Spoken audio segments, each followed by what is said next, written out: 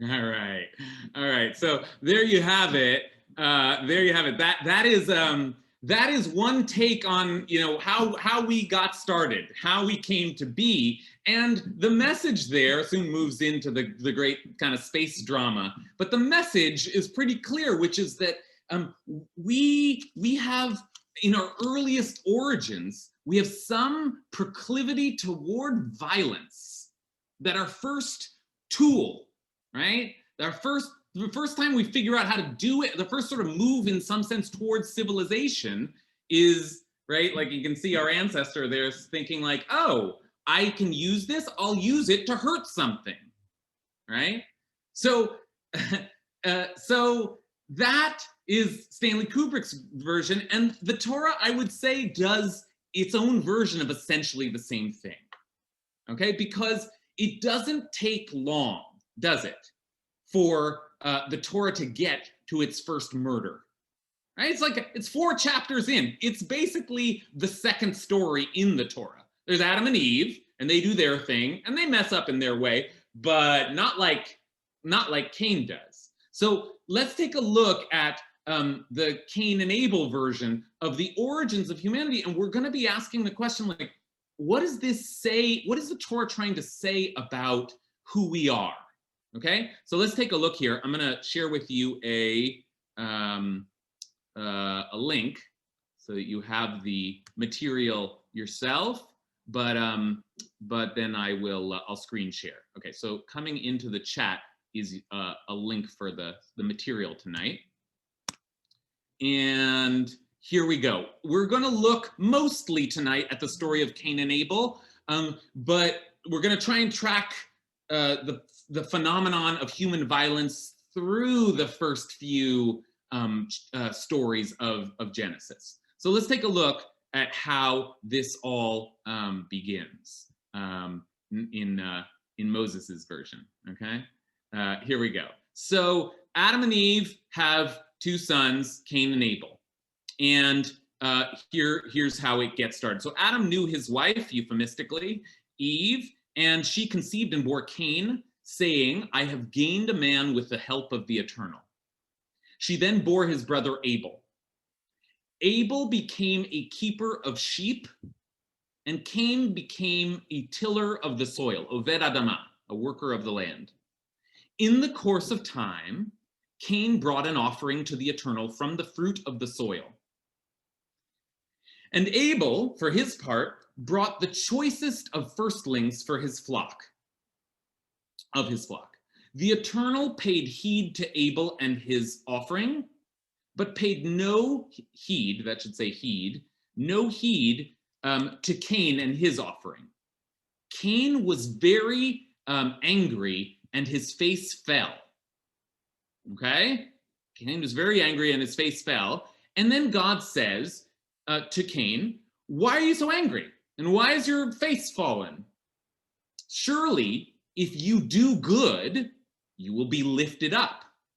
But if you do not do good, sin crouches at the door. The urge calls to you, but you can control it." Okay, does Cain control it? No, he does not.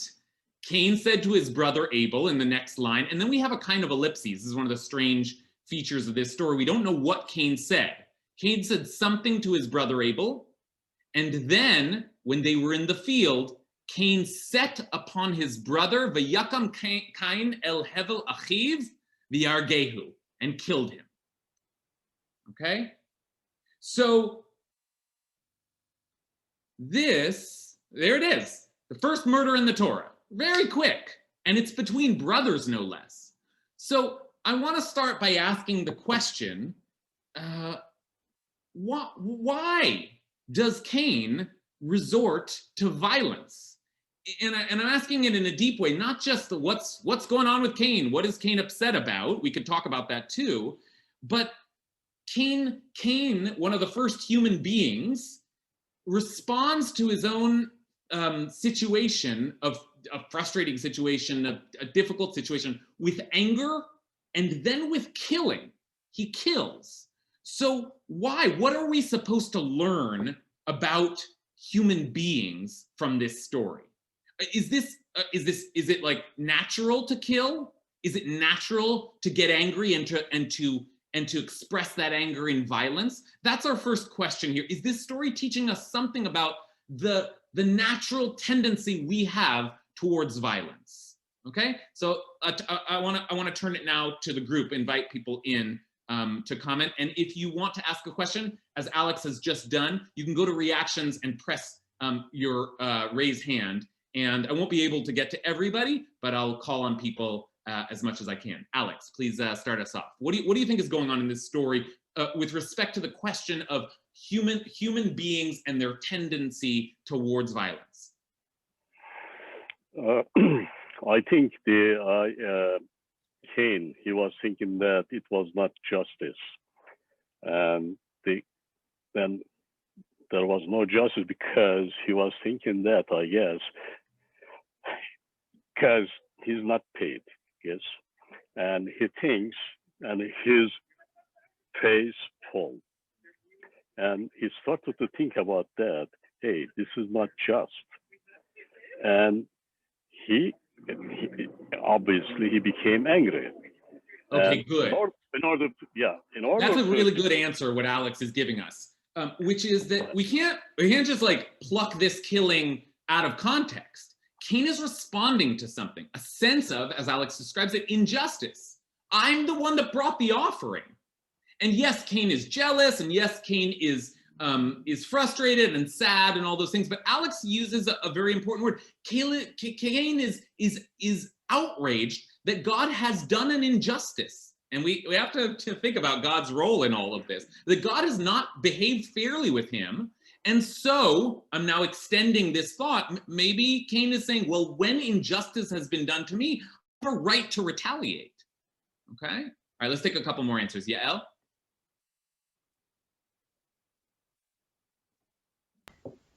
I think there's something even lower, even more fundamental than that. And can you hear me? I can. What's more fundamental to me is this allusion to the fact that we have Esh within us. Ish, Isha, and we have Esh. We have fire. We have fire, and it explodes. And this can be in directions towards alimut, towards violence, or it can be in other directions. But I think that's why this is so early on in the Torah. It's like a big warning sign. That's like caution. I'm putting within you this explosive fire. Watch it. So build your life accordingly. Okay, good. So Yael gives us the answer, right? We asked a sort of an opening question. Do human beings have this inside of them? And Yael says yes, right? Alex was trying to help us understand maybe Cain's logic here, but Yael is saying part of the message of this story is, yeah, there's something inside of human beings, maybe all of us, right? I get angry. I have to watch that because that anger it's part of who we are, and it can easily lead to destruction. All right. Let's take just one more thought. Gabe Edwards.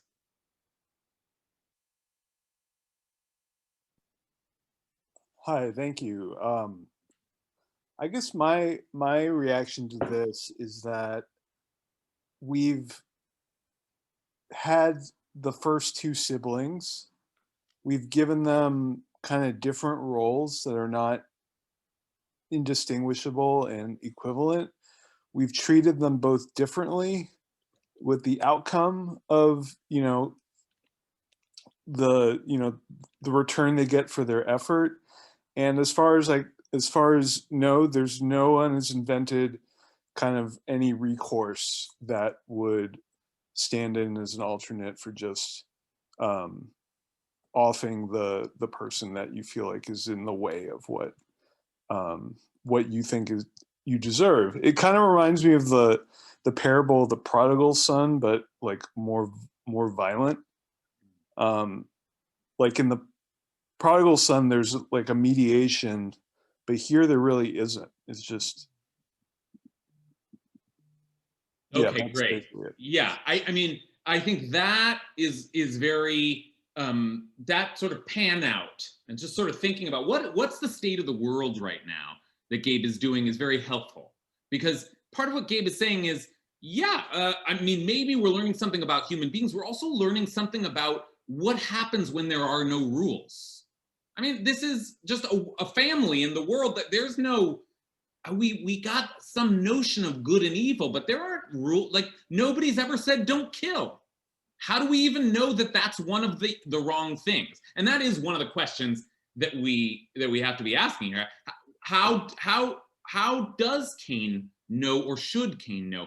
Because God indicates to Cain, because God has a kind of a warning here. We read through it. Let's go back and look at it again. But God seems to indicate that there is a misdeed here. In fact, it's the first use of the word sin in the Torah.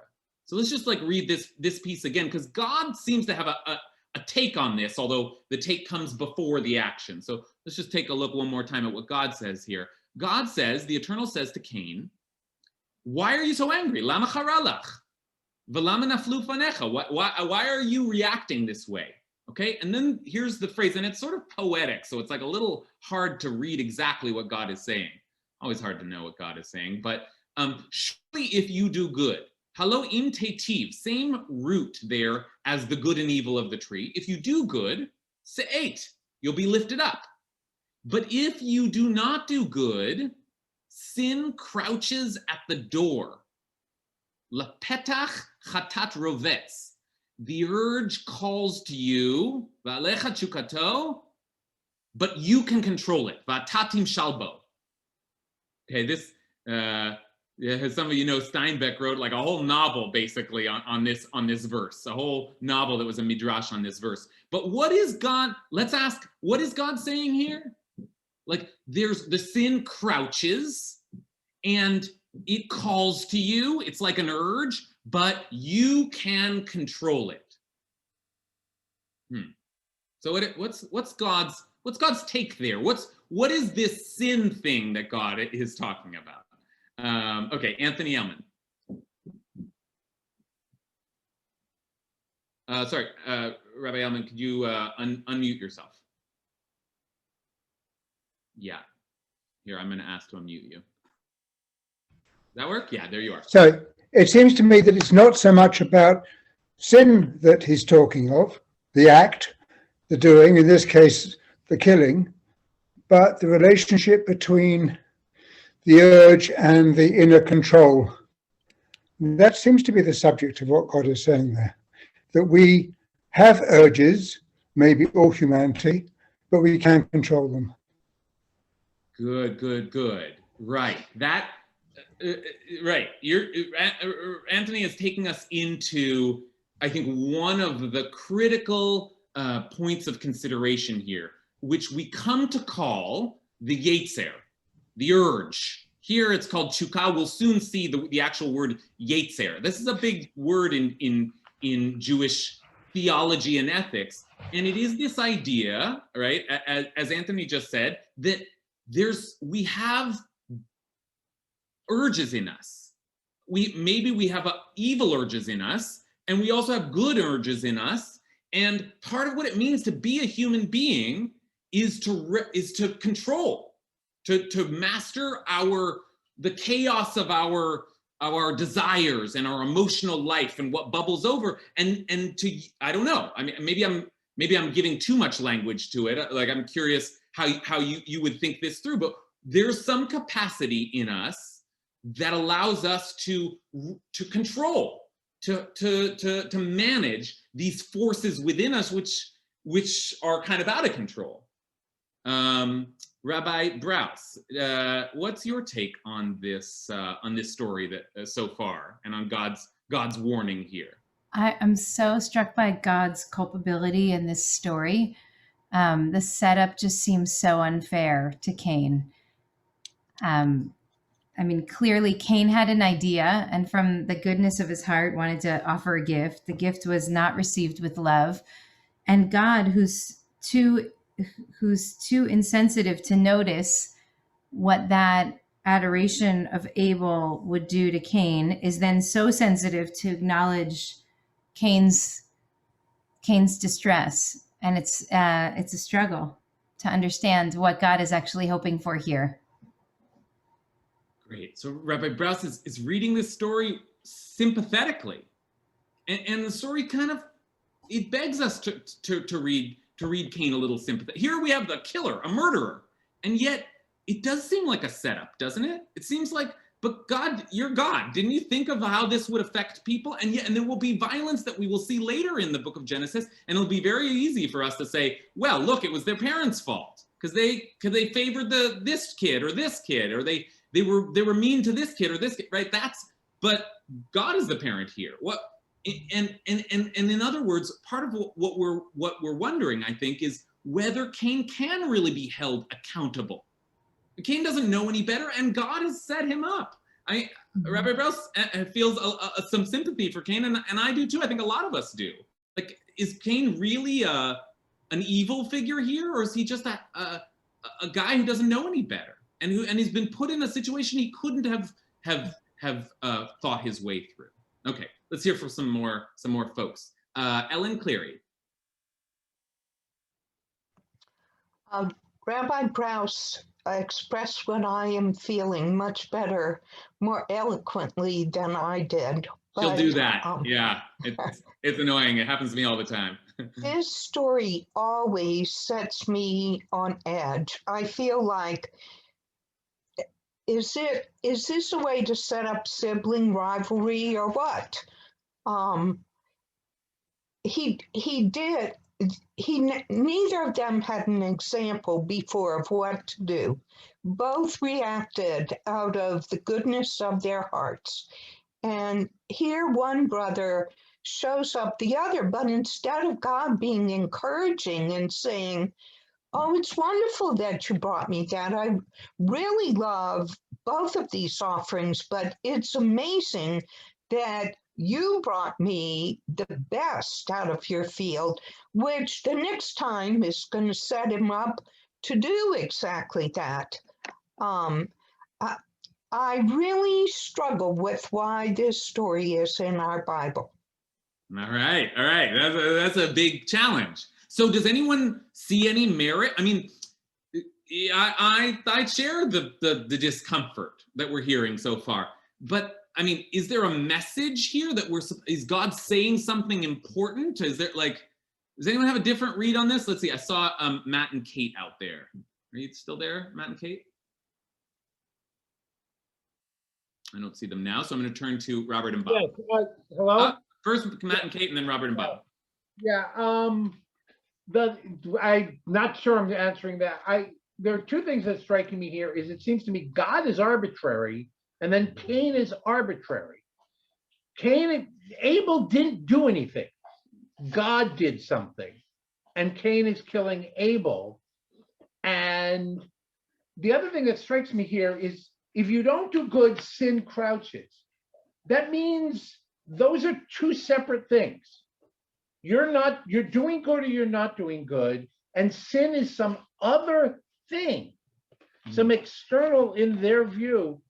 And I hate to bring up this imagery, but I'm thinking of the beautiful illustrations for Paradise Lost with sin as a being, as an entity, and sin is there talking to the person. You don't do sin. Sin is, and that seems to be happening a lot here. I'm not sure what I can do with this. I can't put this together and give you things. These are discontinuities. And the only solace is it's all in that he lives. All of this wonderful. What did he say? There's the chapter. What did he say? Out, and that really explains it all. Okay, good. So let's just articulate both of Matt's points, because I think they're both worthy of consideration. First of all, it is true. Is Cain really mad at Abel? He's jealous of Abel, maybe, but it's not like the act seems to be in as much as it's an act of violence. It's an act of violence that seems like it's exploded. It just came out of it. It isn't like, oh, Abel did this, and now I'm going to get Abel. Or if I kill Abel, that'll. It's just anger erupting, right? To an innocent victim, even by the logic of the story. And Matt also it gives us a very important description of sin as an outside agent, right? You have these forces within you. You're negotiating your own desires. But sin is lurking and waiting, and you can either turn away from it or turn towards it. So that is part of the logic that God is offering here. All right, Bob and Robert.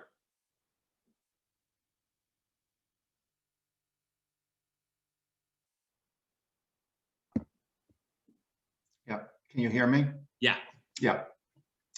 So I think what speaks to me here is that God seems to always be testing humans. I mean, it happens even right before Cain and Abel, and he tests Adam and Eve in the Garden of Eden, and then later with Abraham and Isaac.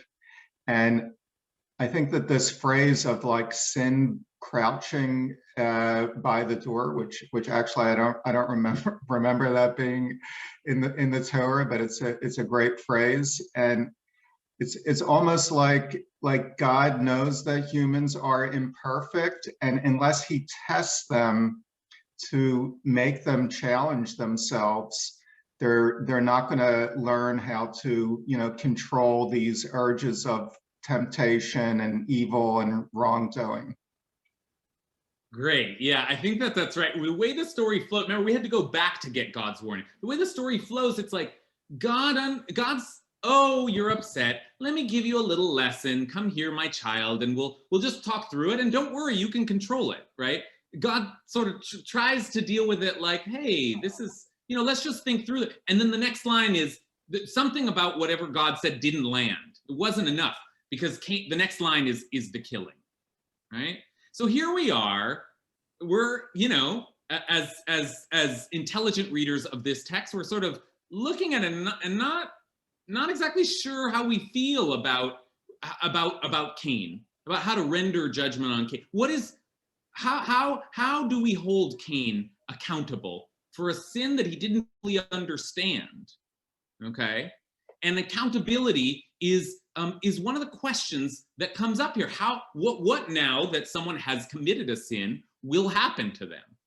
So then comes the probably the most famous line of the story, because the killing happens, God is upset, and God calls out to Cain, what have you done? And then Cain says that famous thing. So the Cain kills him, and the Eternal says to Cain, where is your brother Abel? And he said, I do not know. Lo yadati, hashomer achi anochi? Am I my brother's keeper? Then God said, what have you done? Your brother's blood cries out to me from the ground. Therefore you shall be more cursed than the ground, which opened its mouth, to receive your brother's blood from your hand. If you till the soil, it shall no longer yield its strength to you. You shall become a ceaseless wanderer on earth. Okay, so that will be Cain's punishment. He will wander forever. He will not die, but he will he will wander forever. But let's go back to that famous line, Hashomer achi anochi, am I my brother's keeper? What's the answer to the question? We all know the answer to the question. Yes, you are. Right? Yes, you are. So, it's like a defensive, a funny question almost. But what is Cain's saying?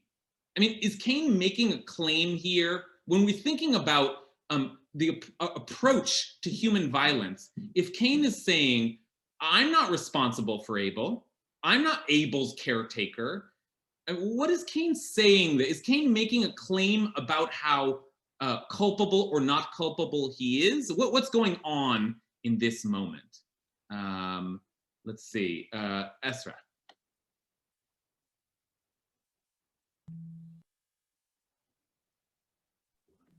Try again.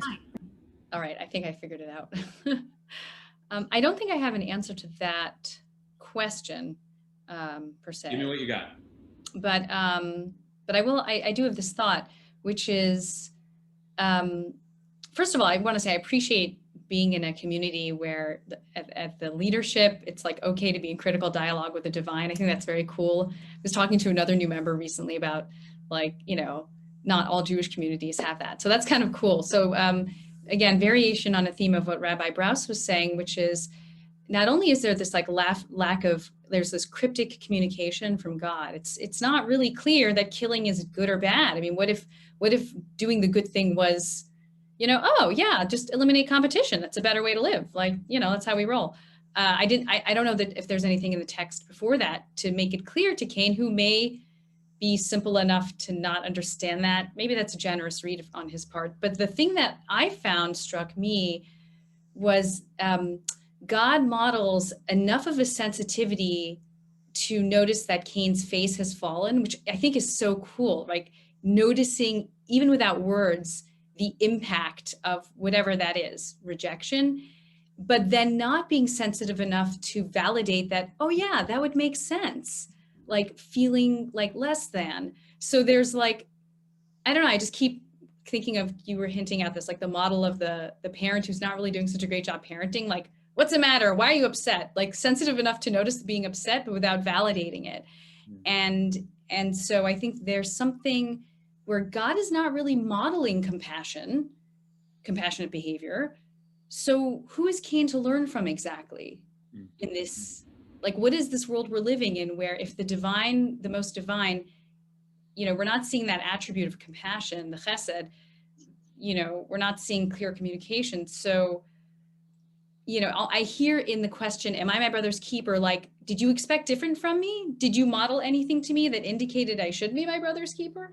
That's kind of what I hear in that. Good, that's great. Esther's actually given us, there are different ways that we can look at this story being one of these early kind of like core stories in the formation of humanity. We can look at it as a sort of a philosophical parable, and so every line in there is like a kind of a thought on the nature of violence. And so if Cain is offering a thought, he might be offering the thought that, listen, there's no rules, and I'm not responsible. There's nothing inherent in the world that has taught me that I have to be careful about other people's lives. And that's a position. I mean, that one could make that claim, right? And then we could argue with it. But if we're having a discourse about violence and accountability, one of the things that someone might say is, it's like, may the strongest win. This is just the way of the world. It's the law of nature, right? Like the Cro-Magnon with the bone, right? But Esther says it's also important to look at this story as in the context of its own narrative, where Cain is just this new person in the world, just trying to figure out how to be. And this is a story about someone who is essentially a child just learning, as all children must learn, to control their urges. And it goes bad, right? This story doesn't end with like a happy resolution, but it's understandable. This is humanity's first kind of fumblings towards, oh my gosh, I didn't realize bad things happened when I unleashed my anger, right? I didn't realize I was responsible. There's a kind of an innocence to it as well. Okay, Brianna, what are your thoughts? Okay, hi everyone. I love what you're saying. I love what everyone's saying, but the thing that keeps coming up to me is, what about the parents? What about Adam and Eve? It feels like that's missing from the conversation, in terms of like, yes, Cain is learning about his own limitations and boundaries and how to behave in the world and comport himself, and I feel like there's this direct conversation between God and Cain, but what about like parents, and how parents, like Adam and Eve are also the first parents, and how do they understand what they're supposed to impart upon their children? Good. So we've been dealing with stories of good and evil so far. There's some notion of that. They messed up. Like, what? How did this happen? And these are good questions. How can human violence be understood in the context of an upbringing, right? Of a kind of, and as we begin to talk in that way, we begin to wonder, what are the other social forces that might parenting, communal forces, state forces, right? Like, as we begin to expand, we start thinking, okay, if this is the way human beings are, then what kind of controls or what kind of education might they receive to be able to process more in a more balanced way their emotions? Okay. All right, I want to move forward a little. Rabbi Browse, any last thoughts on the Cain and Abel story before we move forward? I want to move forward a little bit, but we still have some Cain and Abel to go. But what I want to do now is just, we got that first murder. It gives us a pause to think about, how is it that violence emerges so quickly in humanity? But we soon see, not from the Cain and Abel story, but then we're going to see it, the circles expand, that this isn't just a Cain and Abel problem. This is a problem that humanity is dealing with more and more as it grows, right, in the account of the Torah. So let's take a look here at the end of the Cain and Abel story, where, okay, fine, so now Cain has to wander the earth, but Cain is freaked out. Cain said to the Eternal, my punishment is too great to bear. Since you banished me this day from the soil, and I must avoid your presence and become a restless wanderer on earth, right? You've cursed me to wander. What's going to happen? Anyone who meets me may kill me. And the Eternal, right? So Cain is also afraid of violence. Right? Violence is out there now. And now that I'm known as a killer, I have to worry about other people who will take revenge on me, or just inflict violence on me. And God says a funny thing. God says, I promise if anyone kills Cain, sevenfold vengeance shall be taken on him. And the Eternal put a mark on Cain, lest anyone who met him should kill him. Okay, and then Cain left the presence of the Eternal and settled in the land of Nod. This is like a funny phrase. He settled in the, Nod means wandering. So he settled in the land of wandering. It's a beautiful phrase I always notice there. But you can see that Cain is not just an isolated incident. Cain's like, violence is out there, and God seems to play into that. Like, God's response so far is, okay, nobody else can do violence, and if they do, we'll do violence to them. It's like, is this the logic? Is this the way we're dealing with it? But let me just build that just a little bit further and show you how this problem of violence, it doesn't stop with Cain and Abel. It keeps going and becomes the kind of the setup for the Noah story as well. At the end of this first reading in the Torah, God is now just looking at the whole scope of humanity, and the Eternal saw how great was humanity's wickedness on earth, and how the desire of their thoughts is nothing but evil all the time. There's that word yetzer, the desire of their thoughts. So this seems like God is saying, oh, human beings, they have an evil urge all the time. And God regretted having made humanity on earth, and God's heart was saddened. The Eternal said, I will blot out from the earth the humans whom I created, people together with beasts, creeping things, and birds of the sky, for I regret that I made them. And just to add one more word to our survey here, God then said to Noah, I've decided to put an end to all flesh, for the earth is filled with violence. Hamas. The earth is filled with violence because of human beings. I am about to destroy them with the earth. So, okay, so you see, like, there's this violence is rippling out. So I guess I want you to try and make sense of that. How do we read these stories as a kind of a continuous study on what's happening from the Cain and Abel story that continues to plague humanity and becomes a widespread phenomenon? What's going on here? Is it in fact that human beings are just bad, or what are we seeing here? Emily Allen.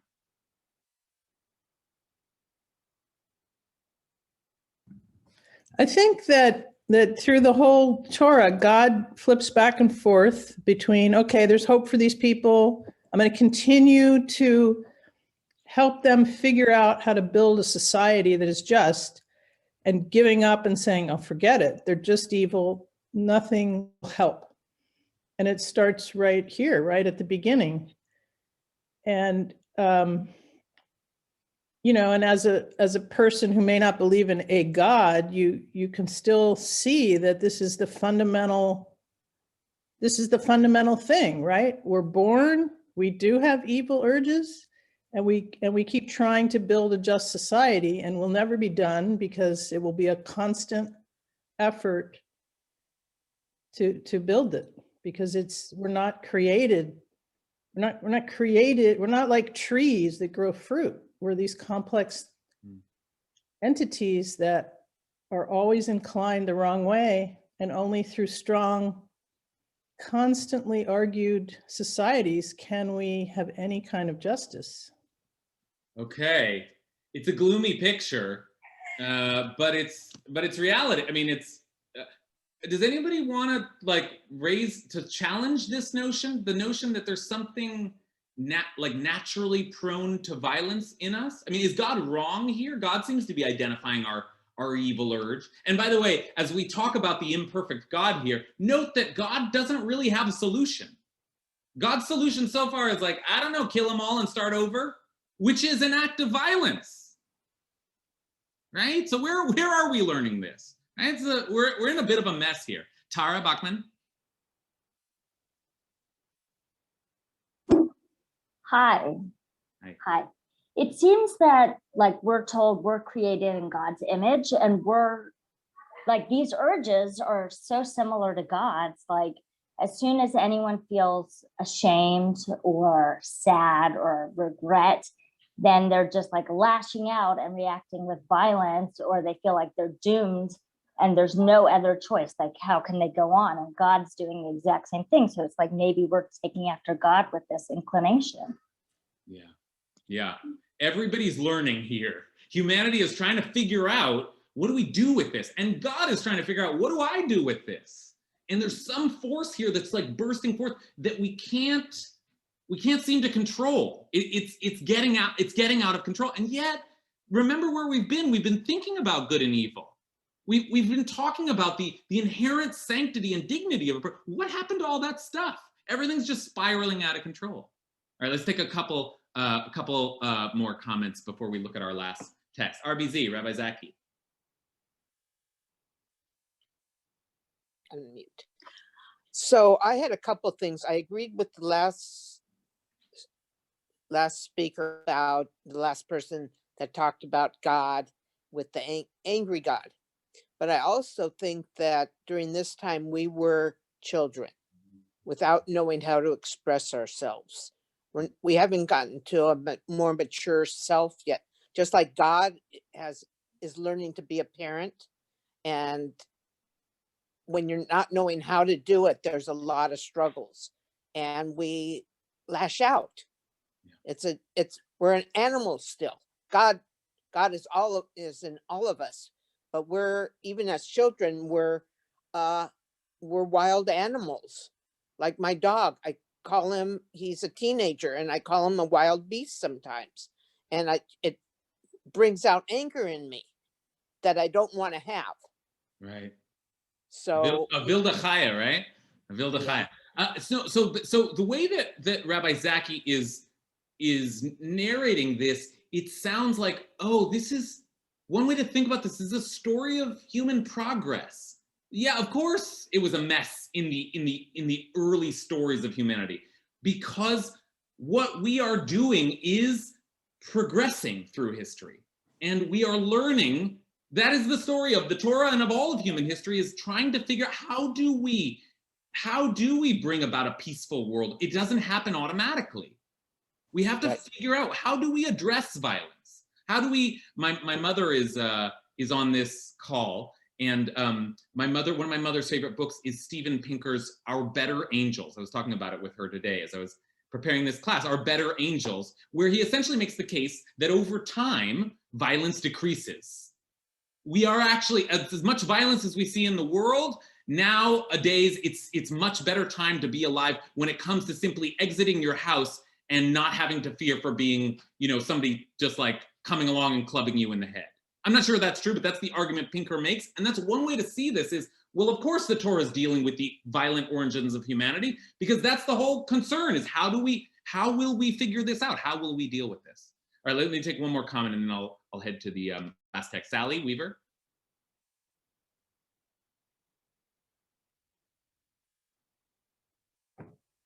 I was thinking about the same thing as a Rabbi Zaki. We're in the amygdala moment.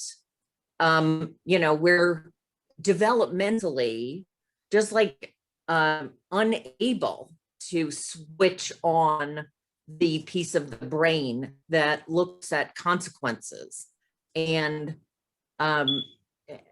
so I think that there's something hugely important to be told.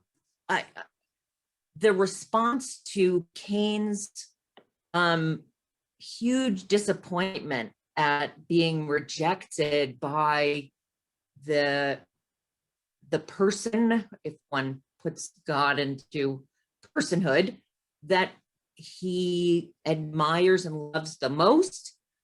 And then I just think that there's something that happens to you personally when that is what's attacked, when what you love is thrown back at you. There's and that sets off, even in the most thoughtful people, it sets off that amygdala reaction. It's the big thing.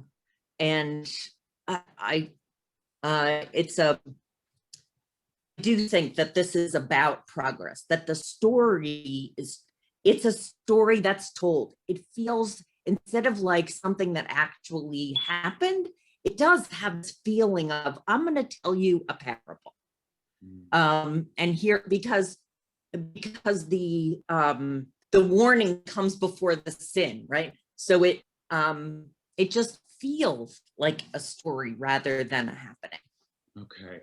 You know, this is a really, really important point that Sally is making, because as she describes it, this is the phenomenon of violence is something that we could, if we weren't in the situation, we could look at it and say, well, that's a bad choice, or even that's wrong. But when it's happening to us, when we are the jealous one, when we are the angry one, when we are the one who's been put into a corner, right? In this case, maybe by God, then it's like there's something that's the whole language of having to try and control it means there's something erupting, right? The amygdala. There's something happening that's actually just instinct, right? And maybe it's not evil. It's just an animal response that we have to learn to control. But I could look at you and say, hey, you got to control that. But when I'm in the situation, I'm not going to feel that sense of control. Okay, so this is it. This is a picture, an account of human violence as an early phenomenon and as one that plagues the early world as the Torah imagines it. And as I said, God's response is violent itself. God destroys everything on earth. But then God seems to learn a lesson.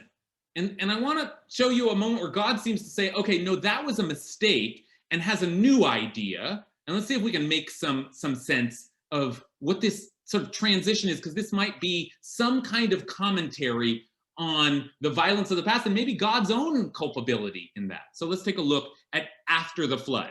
All right, the flood, Noah leaves the ark, and God makes this promise.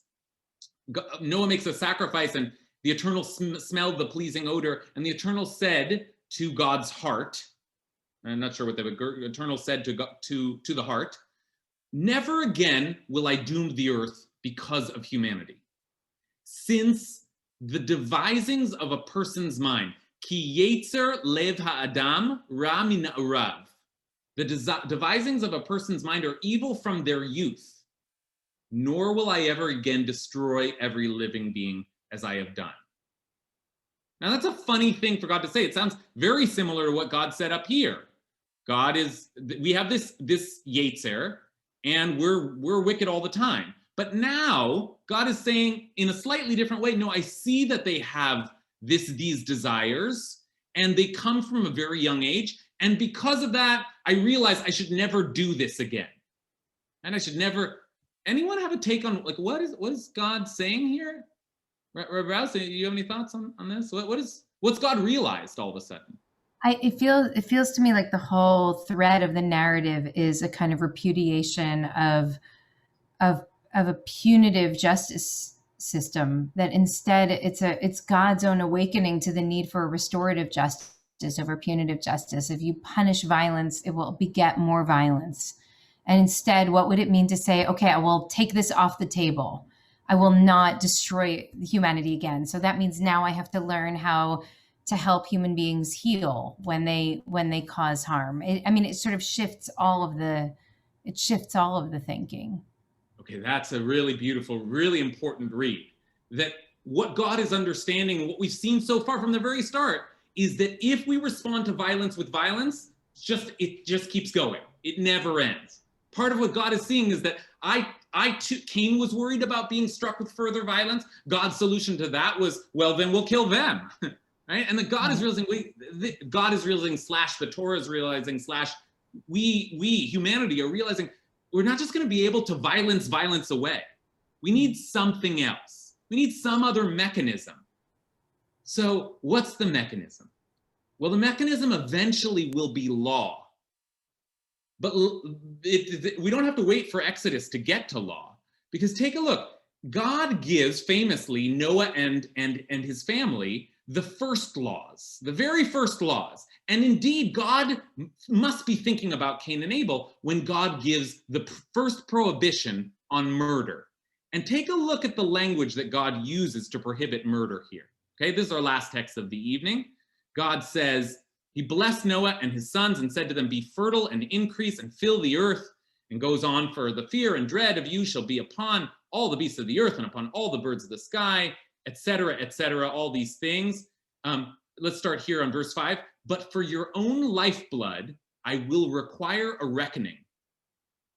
I will require it of every beast, of the human too, will I require a reckoning for human life.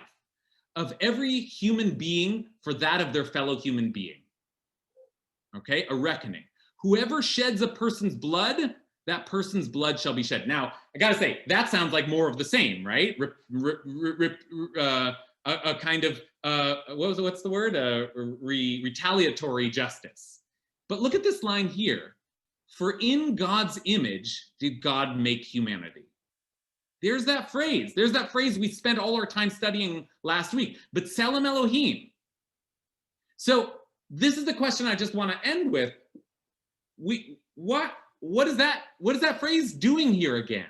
Like we reflected last week on the inherent dignity and sanctity of a human being. Why is that the phrase that God is reminding us now that God is finally telling us, hey, there's a law against murder? Okay. Again, I want to give Rabbi Rasa the first take at that, since she's the one that really toured us through this principle last week. Do you have a take on that? I'm still processing. Anyone else? Rabbi Elman?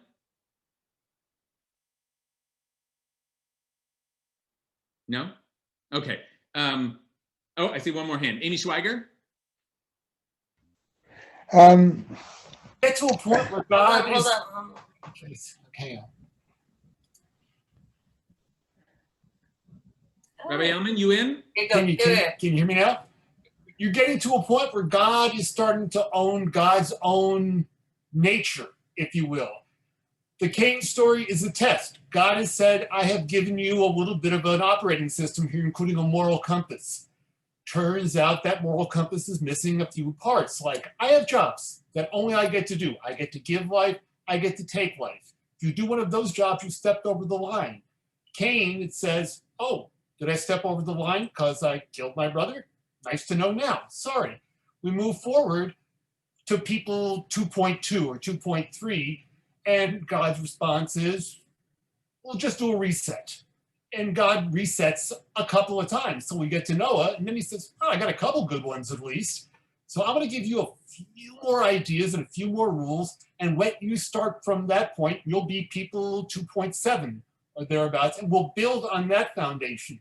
But to the extent, and this is where he's owning it, that I, in my own nature, have this same proclivity to act badly sometimes, I'm not going to blame you anymore.